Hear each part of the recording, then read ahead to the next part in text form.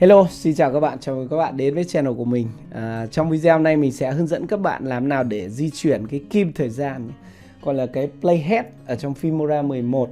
Tại vì có một bạn thì hỏi mình là về việc là di chuyển nó như thế nào rồi đặt thời gian cho nó các kiểu ấy.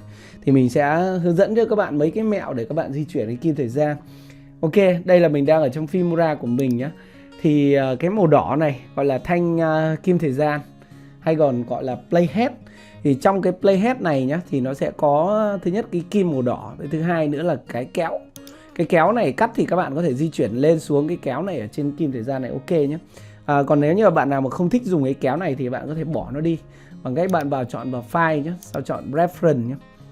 Xong trong phần editing nhé, thì trong cái editing này bạn có một cái này split button, đấy là cái kéo.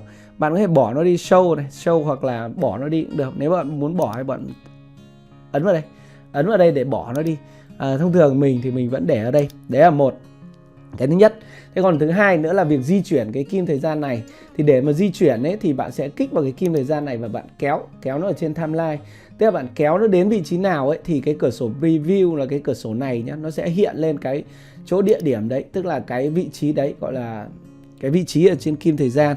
Ok, thì còn ngoài ra ấy, thì để mà di chuyển cái kim thời gian ấy thì các bạn còn cái chấm màu trắng này nữa. Tức là chấm màu trắng ở thanh preview này, ở cửa sổ preview này. Bạn muốn kéo cái này nhá, bạn nhìn này, nếu bạn kích vào đây, bạn giữ và bạn kéo cái chấm màu trắng này thì cái kim thời gian này nó cũng di chuyển. Đây là cái cách để mà di chuyển cái kim thời gian ở trong Filmora. Thế thì ngoài ra thì nếu như mà bạn không muốn, tức là kiểu không muốn kích vào đây nhá, không muốn kích vào đây để bạn kéo thì bạn có thể nhập số vào chỗ này. Nhập số vào cái chỗ mà chỉ thời gian này. Thời gian ở đây thì các bạn chú ý nhé, nó sẽ là giờ này, sau đến đây là phút này, sau đến giây này, sau đến frame. Frame ở đây nó là kiểu khung hình. Nó tùy theo cái dự án của bạn thì một giây nó sẽ có bao nhiêu khung hình. Ví dụ cái đây dự án của mình đang là 24 frame chẳng hạn. Ví dụ mình kích vào đây mình xem, đây là 25 frame. Ví dụ mình có thể đổi sang là 24 frame. 24 frame tức là 24 khung hình trên một giây. Tức là một giây của mình sẽ có 24. Thì một cái frame ấy nó sẽ chỉ ở đây, chỉ ra là một cái vạch ở trên timeline này. Các bạn có thể kéo này, đây là một frame này, 1, 2, 3, 4. Thì để mà di chuyển cái kim thời gian này theo từng frame thì các bạn sẽ dùng cái phím nhé, phím mũi tên. Ở đây phím mũi tên bạn di chuyển trái phải là bạn tiến hoặc lùi một frame, thì bạn di chuyển phải này, đấy. 1, 2, 3, 4, 5, 6. Đấy, bạn đếm frame là như thế. Và bạn di chuyển ngược lại, trừ đi dấu bên trái, 1, 2, 3, 4, 5, 6. Đấy là di chuyển từng frame một, đúng không? Thế còn nếu như bạn muốn di chuyển mà 1 giây 1 thì bạn có thể nhập số ở trên này. Ví dụ ở đây là đang là 4 giây 09, bạn nhập vào đây là 5 giây chẳng hạn.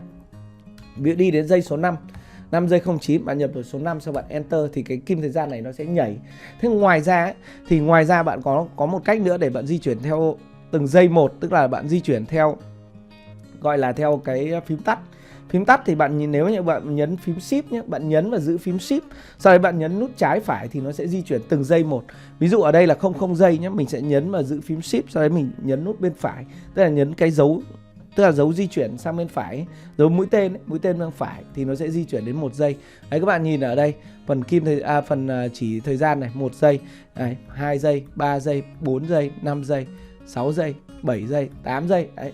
Hoặc là phím bên trái, phím mũi tên bên trái thì là di chuyển ngược lại. Bạn phải nhấn và giữ phím shift nhé. Đấy là di chuyển từng giây một. Thế ngoài ra ấy, thì cái di chuyển kim thời gian này nó còn, ví dụ ở đây là cái điểm này là cái điểm edit này. Thì để mà di chuyển giữa các cái điểm edit này ấy, thì các bạn sẽ dùng cái mũi tên lên hoặc mũi tên xuống. Bạn lên thì đi đến điểm lên này, xuống này. Lên thì đi đến điểm edit phía trước, còn xuống thì sẽ đi đến điểm edit tiếp theo. Ví dụ ở đây nó sẽ đi giữa các cái điểm edit này, mình cứ nhấn phím xuống này, đấy. Nhấn phím lên nó quay lại này.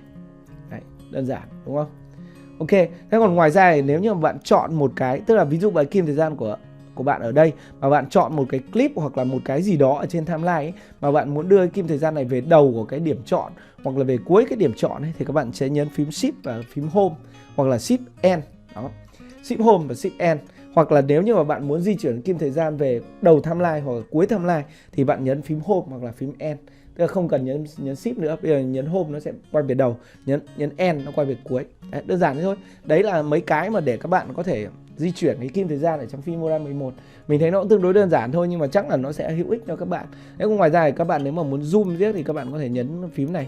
Đây là phím zoom cái timeline nhưng nó không liên quan đến kim thời gian. Ok. Đấy là về cái kim thời gian ở trong Filmora 11. Mình hy vọng là video này hữu ích với các bạn. Còn nếu các bạn có bất kỳ câu hỏi nào thì các bạn có thể comment bên dưới. Mình sẽ làm video hướng dẫn và trả lời các bạn. Ok, xin chào và hẹn gặp lại các bạn ở những video tiếp theo. Goodbye.